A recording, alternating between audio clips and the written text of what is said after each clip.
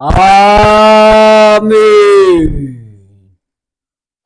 Yeah, we dog, you crack me, dog. You What's crack me. happening, King? So in the last discussion we had in the last episode, we were talking about the succession of kings and how, so to speak, no, in layman's terms, like how royalty got involved in religious affairs, yeah. and you were describing or sort of breaking it down how.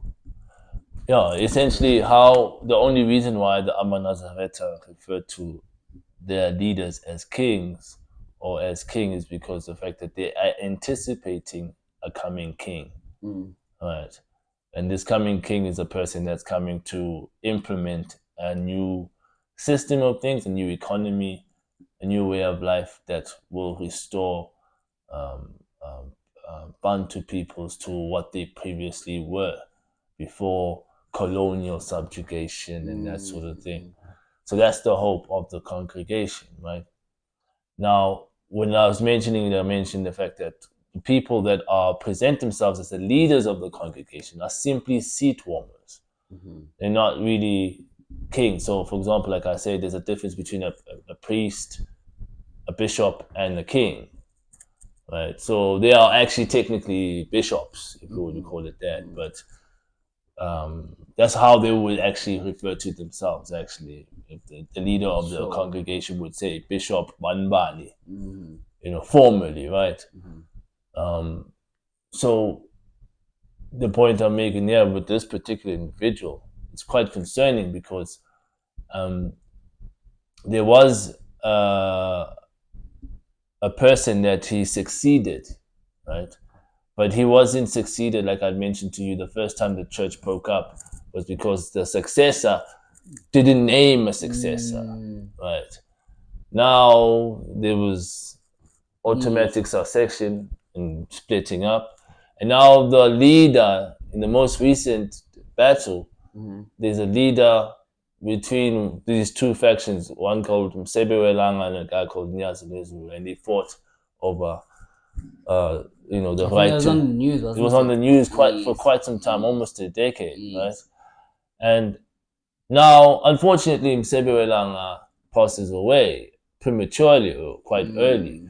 But then the concern becomes what he said. He literally told his congregation, look, guys, I'm not going to appoint anybody from my family. Go find someone he calls SHEMBE WOMOYA. Go find somebody with the spirit of the founder. Yeah, exactly, So this guy, he comes along like a opportunist and he's like, I don't know if you want to play the clip. If you want to play the clip. All right, let's get into it. Definitely. After a short illness, the eagerly awaited announcement was made this morning at Mtwalume in KwaZulu-Natal South Coast. Your leader has left you in the safe hands of the late Nkosi Ilanga's son, Pinda Shembe. Revelation ensued as the new leader was announced. Congregants from the Tembezile faction have been without a leader since the passing of Inkosi Vela Shembe last month. Inkosi Pinda Shembe is the sixth leader of one of South Africa's most powerful churches. The church has a following of 5 million worshippers. The 59-year-old attorney now leaves the legal fraternity for the new calling. So if we are given that task, it humbles you, especially if we have not been lobbying for it. But if the word has just anointed you to say, look, take on the baton and lead the flock. The announcement of Shembe as the new leader of the church was no surprise to most congregants. It is the third time in the history of the church where siblings succeed each other. Late leader Vimbeni Shembe left the baton to his brother, the now deceased Vela Shembe. Vela has now left the church in his brother's hands. After a short... So now I need to ask you something on this note. Would you say, I'm just asking as a person, as an outsider on the congregation, would you suspect foul play? I don't suspect, I know there's foul play. So foul play in the sense that all of this is a charade. The lawyer knows very well that he didn't get any sort of with a nomination by the guy they call SHEMBE. He didn't appoint anybody. So that's a fact. True. That is a fact, right? And that's proven by the fact that the church has a trust, and the fact that there was nobody named as a successor to that trust is fact that this guy was not appointed. So can we, like, is it safe to say that this is like a corporation, so to speak? So each faction might have their own version of a corporation instead of being a movement or a church, right? So now in this case, with this particular faction, you know for a fact, just for facts, yeah. Anybody can look it up. Anybody can look at the court cases or the court documents. It's clear that this individual is not nowhere mentioned, nowhere involved legally in the matters. So this is like Nkabi vibes. Yeah, no, it is literally, bro. So now apparently he comes up and he makes a statement in front of the congregation. So you heard a statement. It's when the word says lead the flock. The word, who says which word? Am I hearing this? You know, yeah. I hear so it's a very simple thing with this particular individual is to say he stood up and he said, look, the late leader died for a reason and so that I could take over. You know, say something as you know, it's quite ironic, which is quite ironic because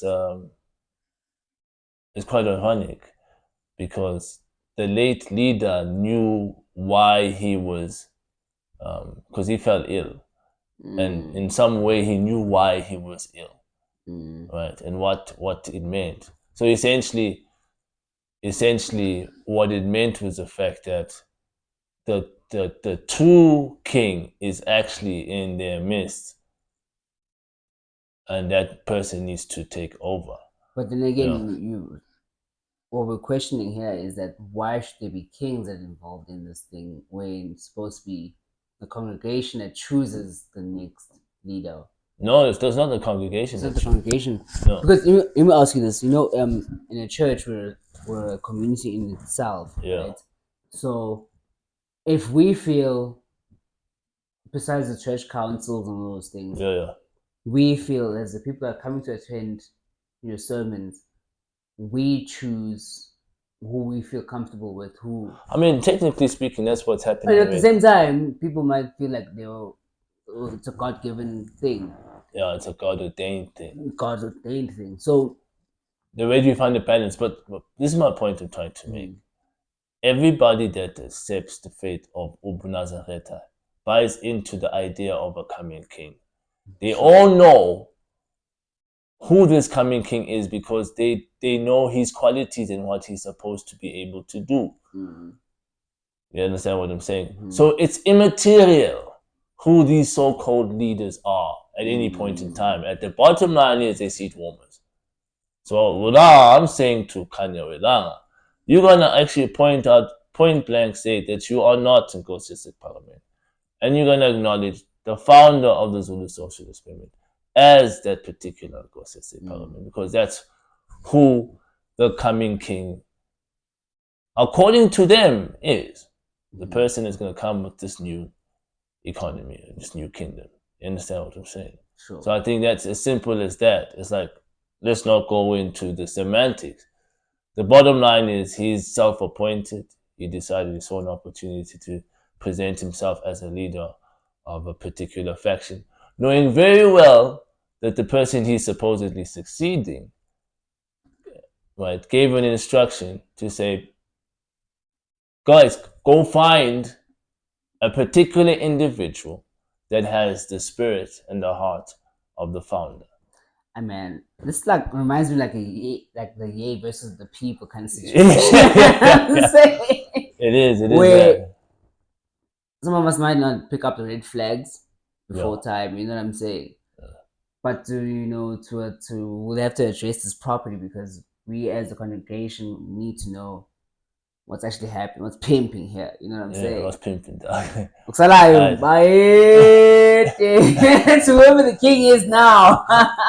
That's the Zulu founder, bro. The founder of the Zulu Social Experiment, yes. So, yeah.